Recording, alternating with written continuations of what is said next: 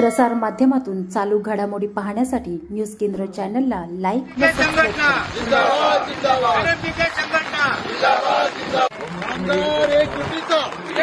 नवीन नवीन contractor बदलणार दर 2 वर्षाला आल्यानंतर त्यांना पुन्हा आपल्याला संघर्ष करावा लागतो। पण युनियन झाल्यानंतर काय होतंय, आपण सरकार दरबारी आपण पत्रव्यवहार केला असतो का हे आमचे कामगार आहेत, त्यांना हा पगार आहे आणि तो पगार अबाधित राहिला पाहिजे, त्यांचा नोकऱ्या अबाधित राहिल्या पाहिजे, याच्यासाठी हा प्रपंच खऱ्या अर्थानं आहे।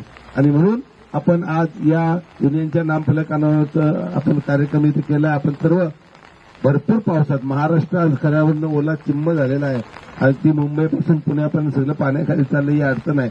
तरी सुद्धा आपण हे तातडीचं उशिरा का होईना परंतु आज आपण हे बोर्डाचं अनाउन्स करतोय।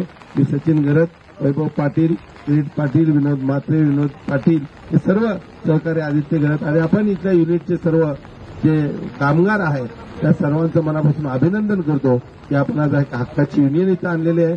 म्हणजे आपण दांडी मारली का 500 रुपये कापले, 800 रुपये कापले असा नियम नाहीये। पुढे रजा दिल्या पाहिजेत, कायमस्वरूपी रोजगार इथं आहे आणि जोपर्यंत अटल सेतू आहे तोपर्यंत तुमच्या नोकऱ्या आहेत आणि म्हणून तुम्हाला मान सन्मान मिळाला पाहिजे, आजारी पडल्यानंतर रजा मिळाली पाहिजेत, बाकी काय झालं अपघात विमा तुमचा चांगला असला पाहिजे, या अनेक गोष्टींचा आपण पाठपुरावा करणार आहोत।